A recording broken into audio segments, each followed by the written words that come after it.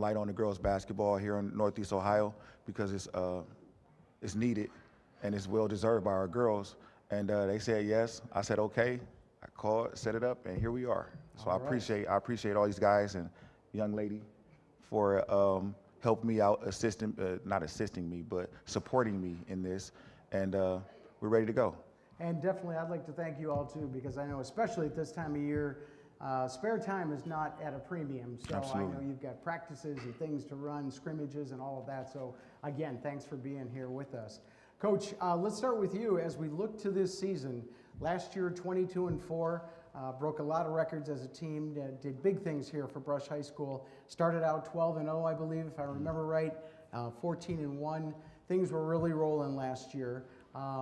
Went into the playoffs with a 3-game win streak and then won your first 3 playoff games. So tell us a little bit about where you go from such a successful season. What kinds of things are you planning for in this coming year? So we had a sour taste in our mouth after our defeat last year from a very, very good team in Magnificat. I mean, they're very good, well coached, a bunch of good girls that can play. It was a really, really good game, man. Really good game for those who've seen it. They know. I think we were down by about 16, 17 points, maybe 18 points. Came back, took the lead by 1 in the fourth quarter. Just a back and forth by 2 big-time teams, 2 big-time programs. So we haven't been that far here ever at Brush. So we're kind of riding off that right now. We lost some good guards. We lost Brooklyn Vickers. She's at Schoolcraft now. We lost Rihanna Williams, who's at Kentucky State. We also lost our 6'6" big girl. She's at Wabash right now. So we lost some key players, but we picked up key players as well. Picked up Nyla Mason, who's averaged like 30-something points a game in the 8th grade. She's Tati's little sister. Picked up Julia Ferraria. She's really, really good. When people get to see her, they'll see what I mean. And then we return our two top kids, our point guard, Shania McDowell Isaacs, who I think if you see her, everyone will know that she's very, very talented. Point guard, she makes us go. And probably our I'm hoping future Miss Ohio and Tati Mason. This kid can do it all, inside, outside, big, strong kid. She can bully you down low, she can take you out top. She got a 3-ball, got mid-range, can handle it.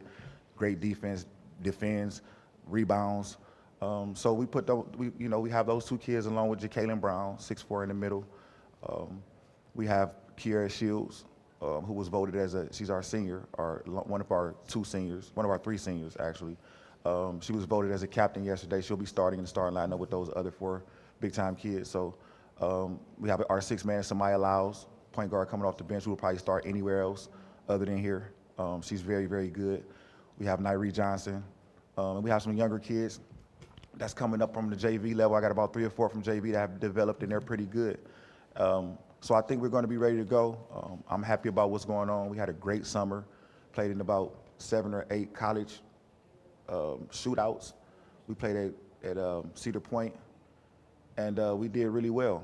Did really well against some stiff competition, tough competition, and I think that's what it's all about. So we're stacked. Our schedule is stacked for the 8th straight year. We got Falls. We got Hoban. Right out the gate, we got Hoban, Magnificat, Falls. So that's just enough said right there. That's enough for the whole season, right? So definitely. And then we got some games. We got about 8 college tournament type games, classic in the country, classic in the city. So we'll be challenged. So they're downstairs right now, probably watching this. They just got finished practicing, and we're ready to roll, ready to go, see what we can do. All right, let's turn it over to Orange coach LaShawn Brown. LaShawn, thank you for being with us tonight. We talked a little bit before this started. I think the record was somewhere around 11-13 last year. And so can you give us a little feel for what is coming up or what you expect, who might be a leader on your team this year? Excited to have Rachel Oberster, our senior, coming back this year. Last year, she was out 6 games. She should have hit 1,000 points last year, so she would definitely hit it this year. We lost her 6 games with the ankle injury, so we're looking for big things for her. We have some up-and-coming players, Courtney Norton. She's stayed in the gym all summer, and she worked out, and she's doing well. Lancia Bass, one of our other seniors, very quick, worked on her shot this summer, likes to steal the ball and lay it up. and also looking forward to a freshman, Jada. Looking for some big things from her. Don't want to put too much pressure on her, but very talented freshman. Okay. All right, and now we'll turn it over to Andy O'Keefe. Andy, with CVCA, you guys had a great season last year, 20-5, I believe. You were in a different conference, so this year it's all about being in a new conference. Can you give us some insight into what that transition will be like? Yes, we were in the PAC last year. Now we're in the North Coast Conference, newly formed conference. So with some talented teams, and right out the gate we opened up with Elyria Catholic, which they were in our district last year, playing against Streetsboro, and as well our team, we had a sour taste in our mouth at the end of the year. Went down to Norton, so looking to make some noise in the tournament this year and get back to it. We bring all of our girls back from last year, so they've worked hard this off season, and we got Joy Williams leading the pack. She's our point guard and shooting guard, and going to Merrimack, so she's outstanding player. We have some big girls inside, and Hunter Gwynn and Sophia. They both do a great job. And we have 6 seniors. We had, right before that Norton game, one of our seniors went down, tore ACL. She's been working hard, and hopefully will be back later on in the season. So, but we have a nice group, and they're all working really hard this year, and excited for the new conference, and see how it goes. So you mentioned Elyria Catholic. Are there a couple others in there that you guys got to do some studying on because they haven't been a part of your schedule? Yeah, so it's off the top of my head, it's Elyria Catholic, Beaumont, Lake Catholic, Holy Name, NDCL, and Padua, I think, and then us. I think those are the 7. Okay. So, yeah, we'll have to do a little bit of research, and because we're used to playing, Northwest and Triway and Tuslaw, and but we have a tough out-of-conference schedule as well. Playing a couple Federal League teams, and so it'll be good. It'll be good. All right, so now we'll move on to the Lutheran East Falcons. Coach James Brooks. James, thanks for being here with us tonight. I think, if I'm not mistaken, you're independent like we are at Brush, right? Correct. So that brings some different challenges there in terms of filling out those 22 games. Right. But last year you guys finished, I think, 13-9, if I read that right. So what went well for you last year, and what are you looking to improve upon as you come into this season? Well, what went well for us last year was that we were fairly young, but those players got a lot of varsity experience, and that's transitioning into this year. For the last couple of years, you hear Lutheran East, you think of Taylor Haynes, great kid. She's moving on to Defiance College and playing, but with her absence allows those younger kids that I just previously mentioned, primarily Dakota Porter and Janae Smith, to really flex their leadership muscle or to grow in those roles. We're currently relying on veteran leadership from Denasia Woodard and Naya Beckway, who have 4 years of varsity experience. Denasia's been a starter on the varsity level for about 3 years. And with that group, our core is fairly young, but I'm super excited about them, particularly sophomore Milana Martin, who's expanded her game over the offseason. We have an incoming freshman, Jatavia Caldwell. She's 5'9", could defend 1 through 5, very raw, but she's an active learner, and she comes in and she comes to compete. But that's what we're relying on. So we're going to go as far as those kids take us, and I believe that they put in the work and they're attentive enough to know what's going on around them and to keep building and growing. Okay. Thank you, sir. Now let's move to your right, where we have Mr. Ron Donaldson, Coach Ron Donaldson of the Trinity Trojans. Last year, real good year for you guys, if I recall. 16-8, 10-2 in the conference. And I think those 2 losses were against a very tough Cuyahoga Heights team. For sure. So seems like everybody here has their conference foes who are trying to knock at them a little bit. Obviously, that was a great year. Where do you go from here? Well, we made it to the district championship. That was like the first time since 2008. So we're building. We were super young last year. We lost one senior. We have everybody returning. Really excited about the group. They've been working hard. We've been running hills through the summertime. We've been really putting in the work. I'm just excited to see how they mature. I told them I don't want to be on them as much as I have been in the past. I want to be less vocal and just kind of, you know, just watch them kind of be more vocal. But we have all-district player, Anaya Charlton coming back, Nevaeh Harrison, who should be an all-district selection as well, Janiah Campbell, and then we have 5 juniors that's really good, Isis Freeman, Nyla Thornton, Charity. We pretty much have 2 starting 5s. So we're super competitive in practice. They're challenging each other. We have 2 great freshmen that came in as well. So we're just excited. We're ready to kind of get to work and showcase what we've been working on. Okay. And now we move on to Jordan Eaton. Coach Eaton of the Olmsted Falls Bulldogs. We appreciate you coming out with us tonight. All we have to talk about with you is a state championship, so I don't know where we go from there. But anyway, so you were ranked 2nd, I believe, in the state last year, even being a state champion because of the division layout and all of that, which is amazing.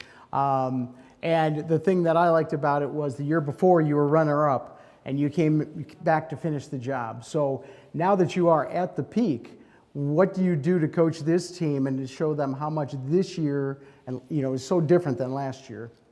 Well, that's a very good question. We are working really hard to fill 5 seniors that graduated.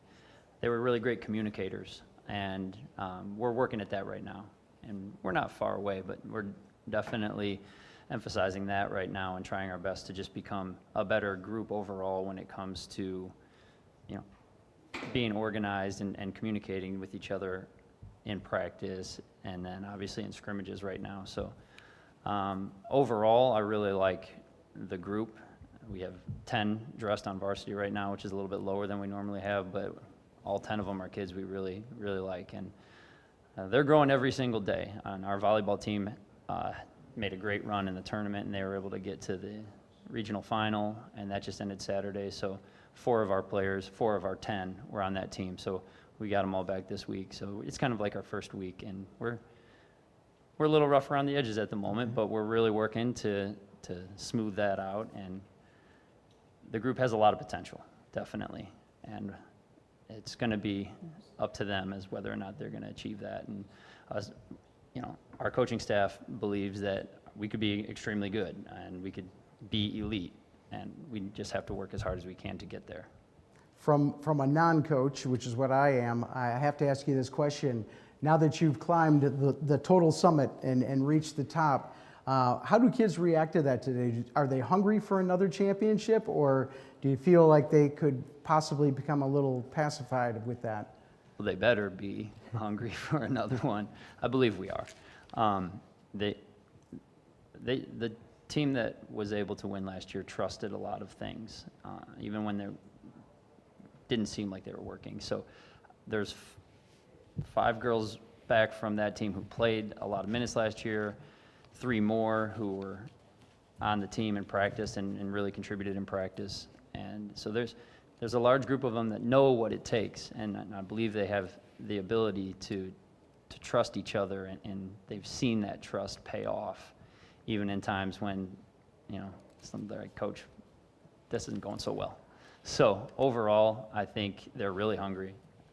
We as a coaching staff, when we went and lost, I remember thinking to myself just upon walking into the arena, this can't be the last time we get here. So we're hoping to get back.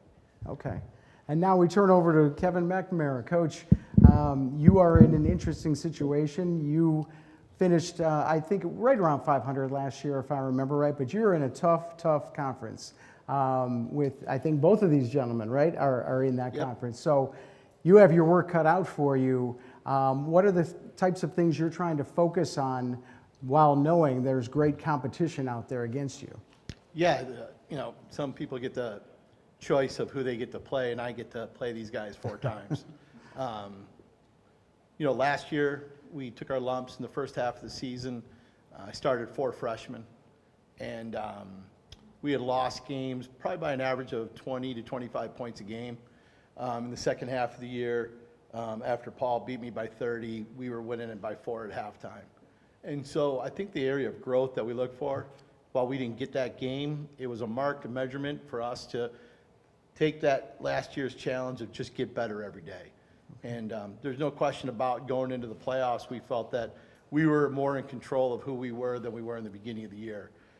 This year we'll have 1 senior, 1 junior, 6 or 7 sophomores on varsity, and 1 freshman.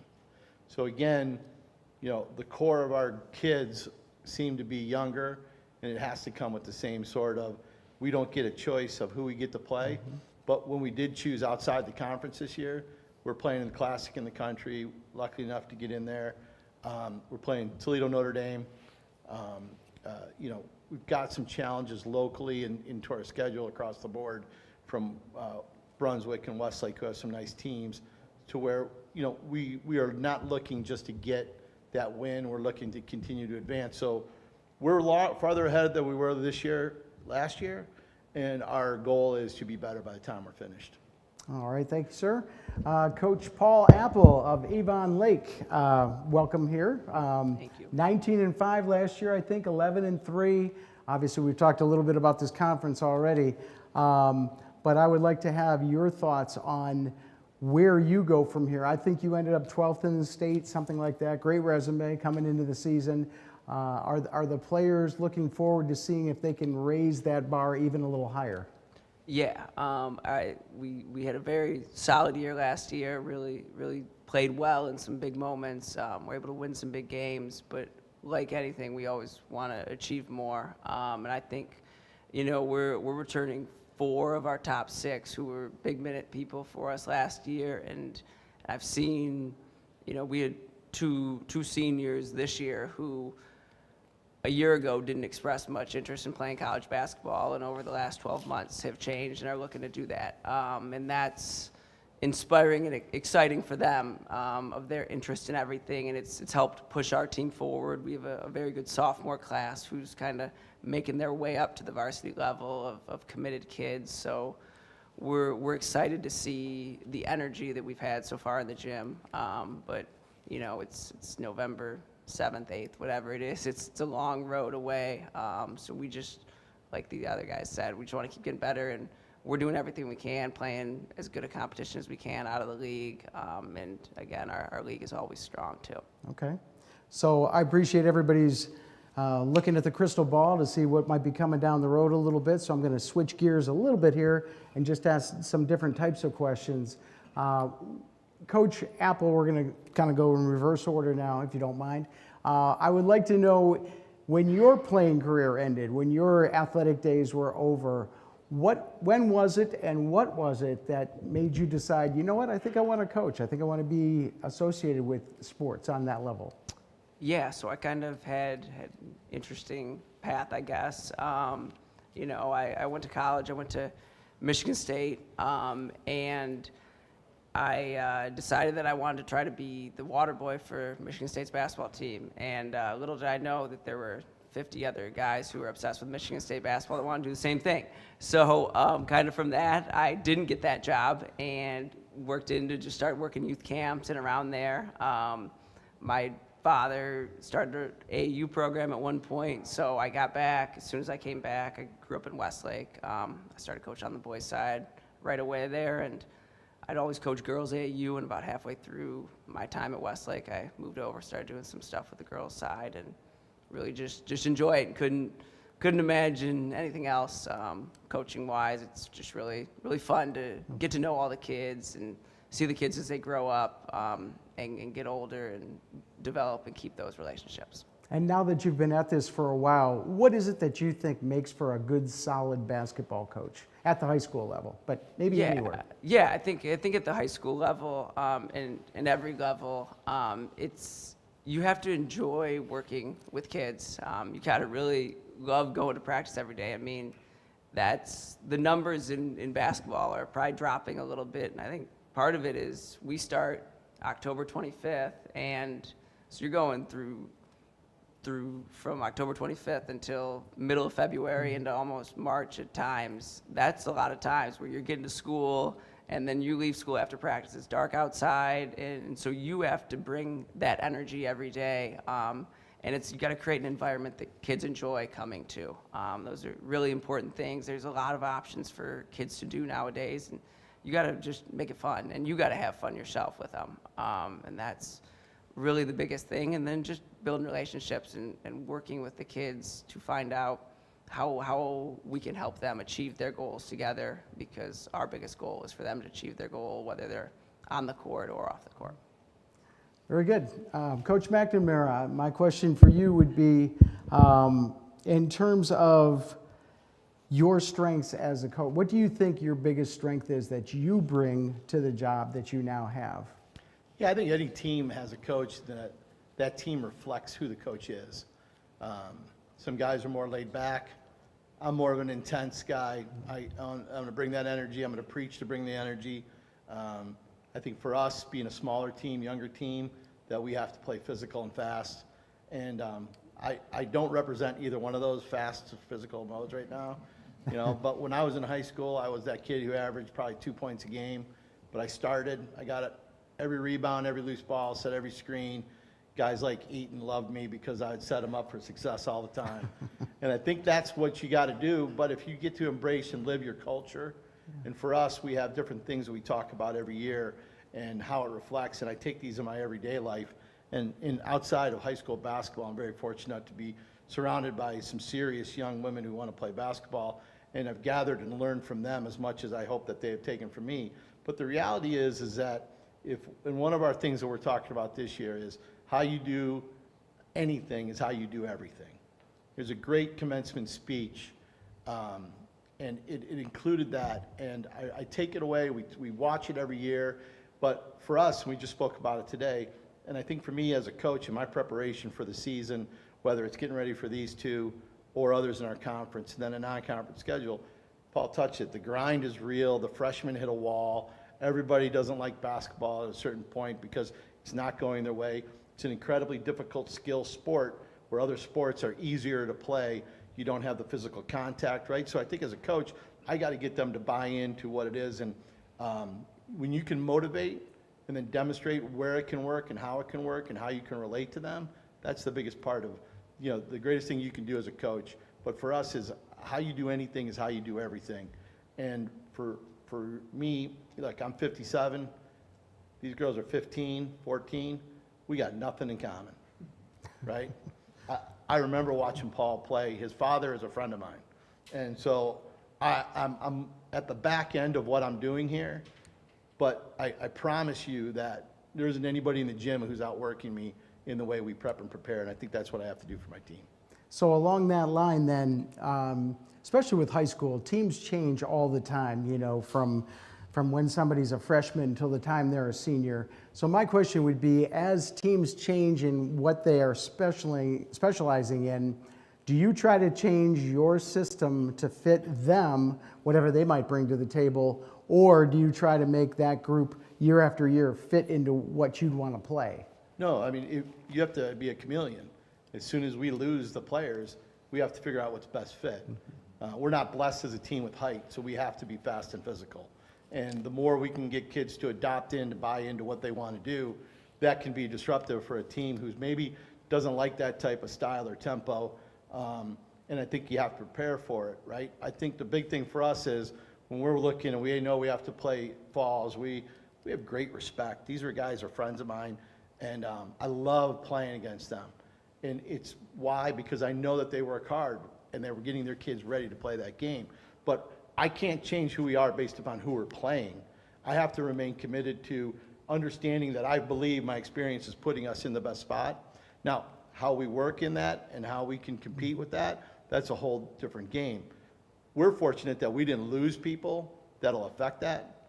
And we're so young, but I think the other part of it is for us is getting the buy-in against who you're playing. We played Mags last night.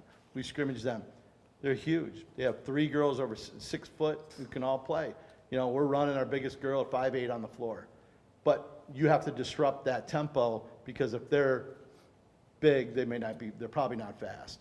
And so, as a coach, I'm sure everybody here has to do what they feel is right for the strengths of their team. Okay.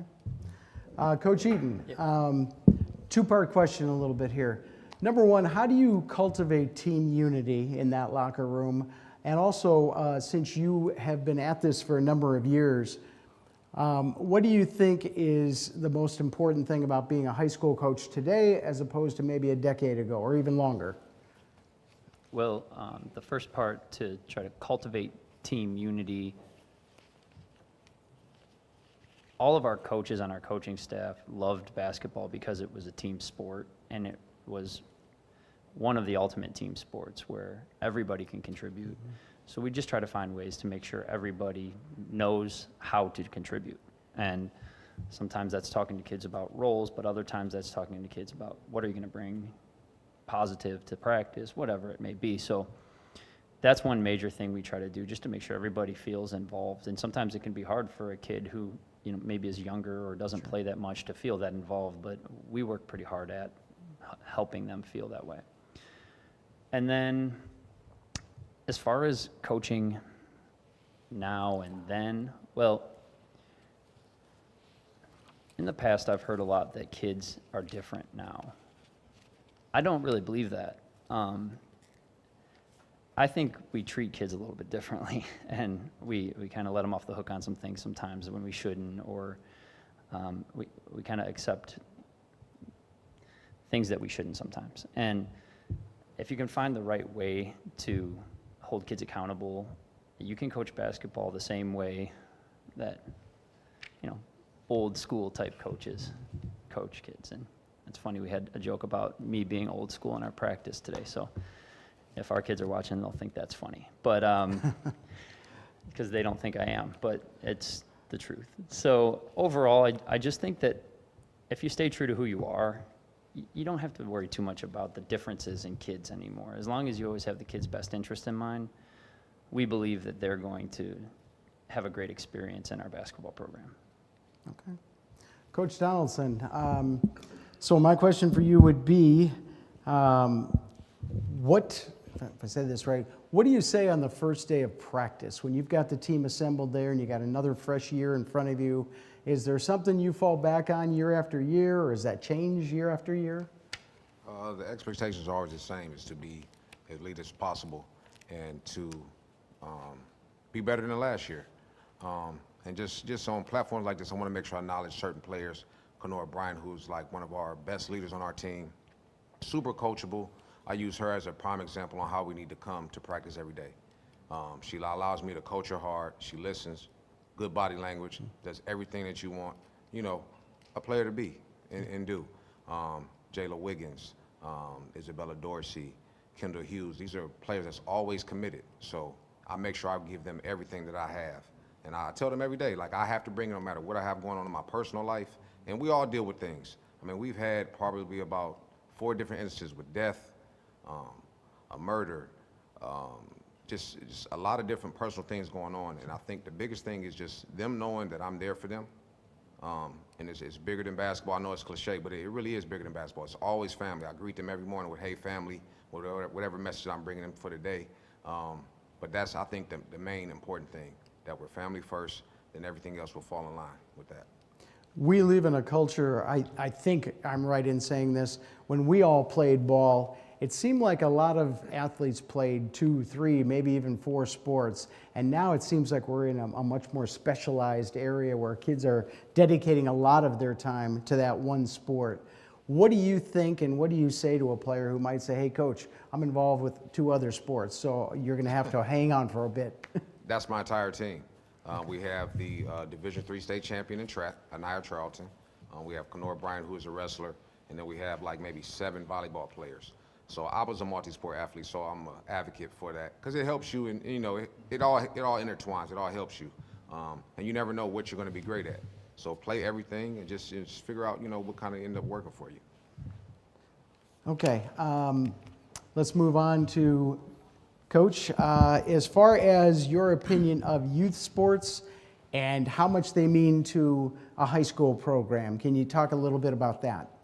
Repeat that question one more time. I'm sorry. Just about the concept of youth sports and how important that is to sort of keep the pipeline filled, or try to teach them young the same type of thing they might be getting at the high school level? I think it's very important. Coming up where I played at inner city Cleveland, like community was very important. I played at East High School, and growing up, just seeing people from your neighborhood, former alumni there, supporting the current players, it was a great thing. And here at Lutheran East, I'm starting to see that more. Even, when we attend the boys basketball games, you see former alumni. We're getting more alumni on the women's side coming back, giving back. So that is just like a beautiful thing for me to see. So in terms of youth sports, as they get, it's hard at times because there are so many kids playing multiple sports and things of that nature. It's kind of, you don't want to tell them like, hey, just come, participate in this one sport. But I think youth sports is great because I think sports is a metaphor for life. A lot of things I've learned in sports applies to my life, and things that apply to life apply to sports. So that's how I kind of approach everything. Well, that's a great segue, because the thing I was going to follow up with is, aside from teaching the X's and O's and all the strategies on the court, what else do you think you can sort of fill the kids with as the season is playing out? Are there life lessons that you can teach them? Oh, absolutely. I always in practice telling them no 2 good days are alike and no 2 bad days are alike. We're all adults, and there's external factors. And I'm able to compartmentalize what I have from work when I come to coaching, vice versa, and other aspects of life. So I try to teach them those things, and to be in the moment. I said one day, I always joke when I said one day you ladies gonna wake up and be 25 years old and look at where did the time go. So my message to them a lot is create memories.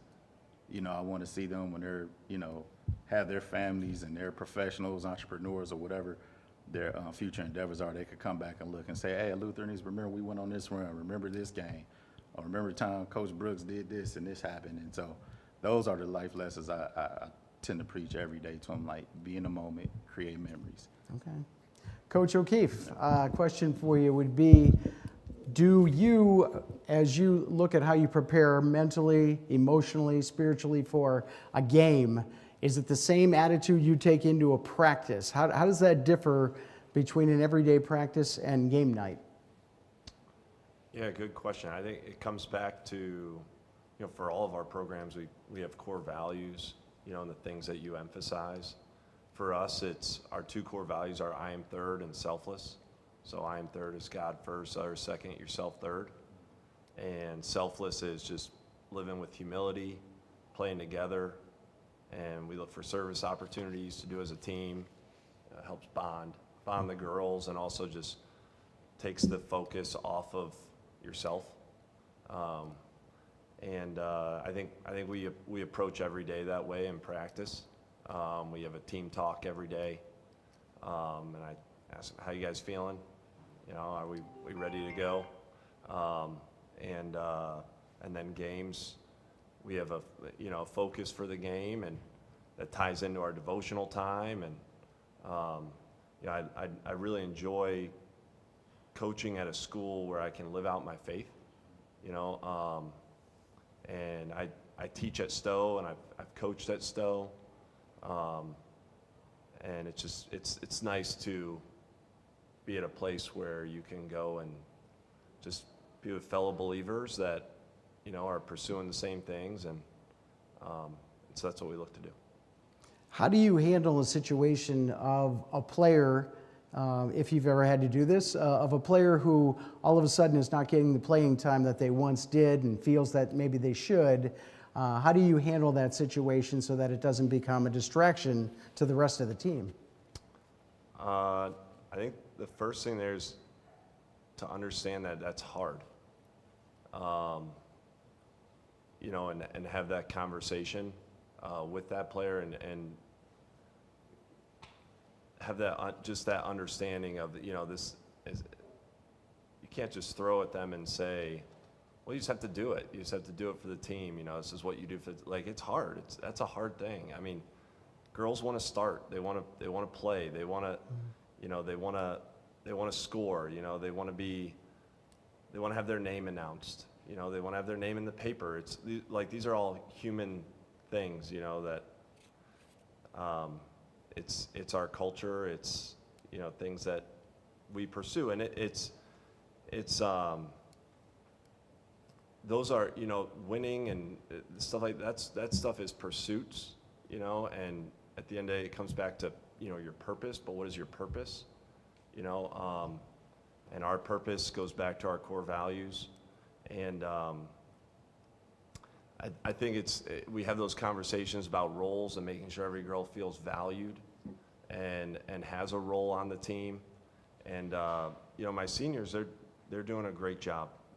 I got 6 seniors, and we have a lot of hungry kids coming up, and so they're bringing them alongside and bringing them under their wing. And you know, it's hard when you're looking over your shoulder, and you know, there's kids competing for time.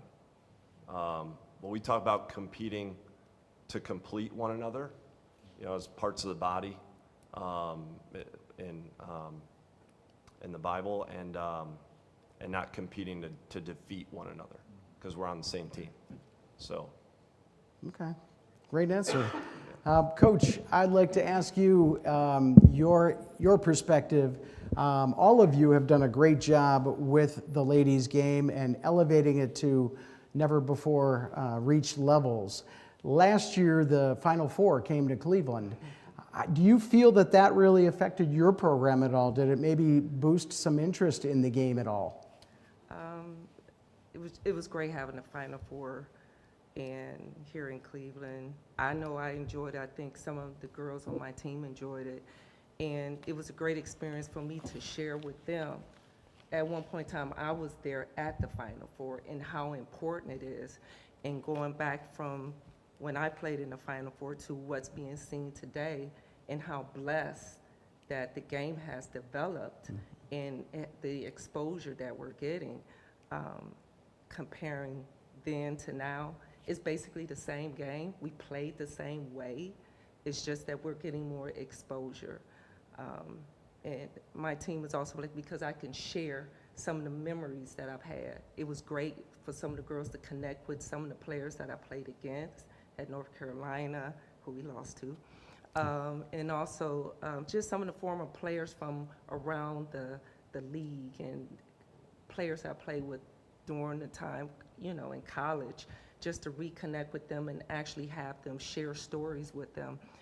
Still keeping in contact with some of my alumni, Venus Lacey, who was an Olympian. You know, she, you know, just her encouraging me to stay with it and also encouraging the girls.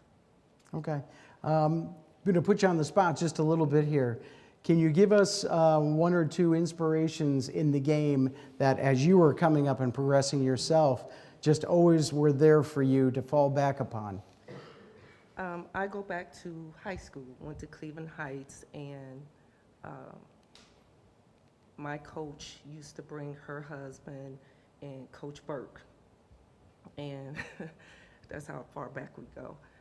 Just the push that they would give, because I had to start from the beginning, and they stayed on me to keep going, and to keep working at my game. I wasn't always a starter. I was only a starter for 2 years in high school, so, you know, the possibilities there to be able still to go Division I and not have to start 4 years in college. You just have to work at your game, and they pushed me day after day, night after night, and even through the summers. So my inspiration would be for my high school coach, her husband, and Coach Burke. Okay, thank you. Coach Winters, you've been around this game long enough to know you've seen multiple vibes in the locker room depending on what's going on. And last year, a lot of that vibe was great because we were running off winning streaks here and there. But when it did all end and you have to face that locker room and kind of tell the kids that's it for this year, like, how do you handle that whole situation when maybe everything's not going perfectly? That's a great question.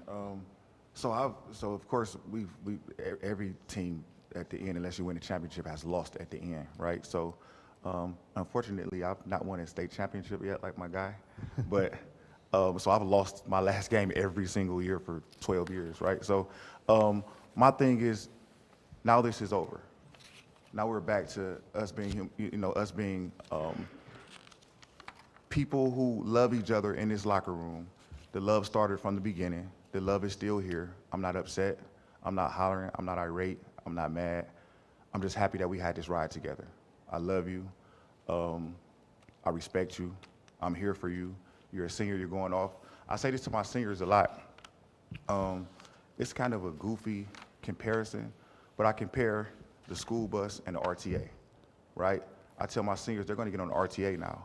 Before you were on the school bus, you had a schedule. They're going to come pick you up right in front of your house. They're going to pull a stop sign out. They're going to stop for you. Everybody has to stop for you to go across the street. We're responsible for getting you there as a school district. Your mom and dad is responsible for getting you up, getting you dressed and everything. Now you're about to be on the RTA, where you got to know exactly where you're going. You got to know when your stop is. Nobody's going to stop. You got to know that red light. They're going to put you off wherever if you don't know where you're going. And you got to kind of figure it out now. You still have a little bit of help, a little bit of assistance, but it's different now. You're kind of out here by yourself. So that's my speech at the end of every year, whether I do it in that game or maybe in the locker room once we're collecting jerseys and all that. So we're just back to being, I'm Coach Winters, right? And again, I'm not, they're used to me being so aggressive and so upbeat and ready to go. And hey, we're gonna go out here and do these different things. And it's not that. It's like, hey, I enjoyed you. I really love you. Like, I really do. Every girl who came through this program and the Richmond Heights program, I still talk to this day. I don't have a bad relationship with any one of my girls. They can always call me. I'll get up at night. I've done so many things because I love these girls. And that's what it's all about. It's not about winning or losing for me at the end of the day. It's about seeing a young lady come into my program one way and them going out another way, whether it's their grades improving, whether it's them improving as a young lady or improving as a player. My biggest thing is to get you to college. I want everyone who ever played for me has went to college if they wanted to, whether it's Division I. We got some big time one, got some kids on TV right now, 4 or 5 of them, right? I got some Division II kids, got some Division III kids that got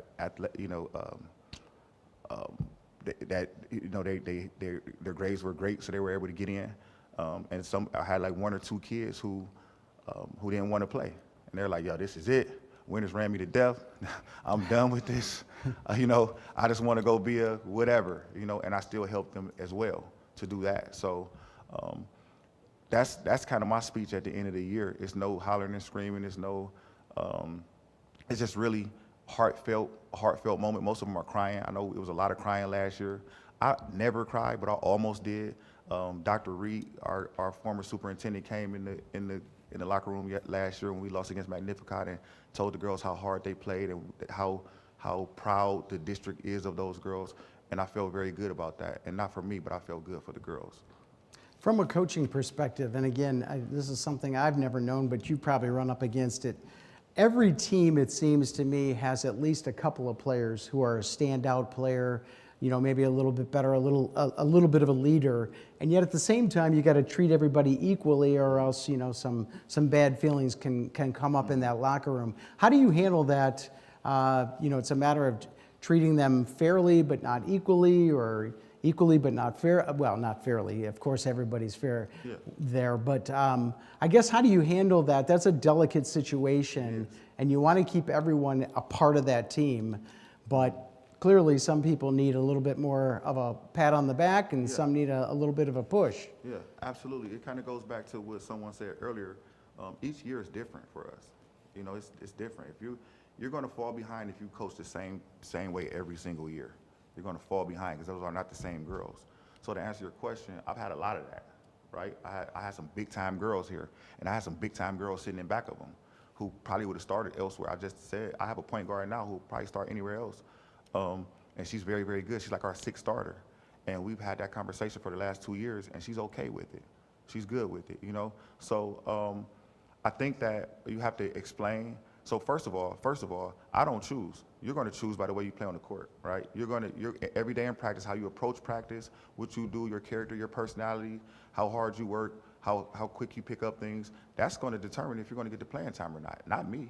I'm just I'm just going to put you out there, right? So you're going to let me know who to play, right? By your effort and everything else that you're doing in practice and in games. Secondly, I tell my girls, you have to handle hard better. I think I heard that from Duke's women's coach, you got to handle hard better. That's it. We're all going to come up against some things that's going to be very challenging. And as Coach said, it's challenging when you got to sit a girl who you know can play, because you have another girl in front of her that can really, really play. And we've had, through the years, we've had Taylor Johnson-Matthews, Asia Nicholson, Danae Frazier. We had White. We had we have some good girls. Caitlin, and there were yeah. some girls in back of them that could probably play. So I've had this conversation time after time after time. I was just telling Coach that I lose girls at times because other schools tell them, hey, yo, you're not going to play over there. They're loaded. So come on over here and you can start for us, right? And that's okay. I get it. I mean, I understand the game. I definitely do understand it. So I've had those conversations, those tough conversations. Even now, as someone else said again, we have a second starting five. Our second five is really, really good. I mean, we get at it in practice, big time, right? So it's sad. It's a sad thing, but it's not the end of the world. These kids still play hard. I think it's how you communicate with them on what to do, how to handle hard, what your role is on our team. And right now, this is your role. And if this happens, then you can possibly do this. And my thing is, if you feel like you should play, go take her spot. Go take it. I ain't gonna give it to you. You got to take it though. I'm sure she's not gonna give it to you. You got to go get it. And that propels into what Coach said about competing not to embarrass anyone else, but competing to make us whole. And I like that. I'm going to steal that, just like I stole Max plays the other day at AAU a couple months ago. So I'm going to steal that. I'm going to tell my girls that probably tomorrow. If they see this, then I'm going to repeat it. But I think that's what it's all about. It's about loving them, understanding that we're all equal, but understanding right now this is the five I'm going with at this time, and we all got to buy into that. Well said, Coach. And I want to thank all of you again. You're all spectacular on the floor with what you do, but I think what you do off the floor is even more magnificent. So hopefully all of you will keep doing that for years and years to come. And thank you for coming out here tonight. I know it's not always easy on a Thursday night to be here, but look forward to watching you guys on Saturday, most of you anyway, and all of you throughout the season. So best of wishes. Coach, did you have anything you want to wrap up with? I just want to thank everybody. Thank you, guys. I appreciate you for coming out. I know it's tough, like you said, on a Thursday night, and you have practice, and you got to get up in the morning. So I thank you. I truly appreciate you coming out to be part of our preview and a part of this panel. And hopefully I get all you guys back next year, plus more. And good luck. Stay injury-free. Stay coaching hard. Stay coaching great, as you all are. And don't beat me too bad when you go against me. Just let me get a couple points, man. All right. Thank you, guys.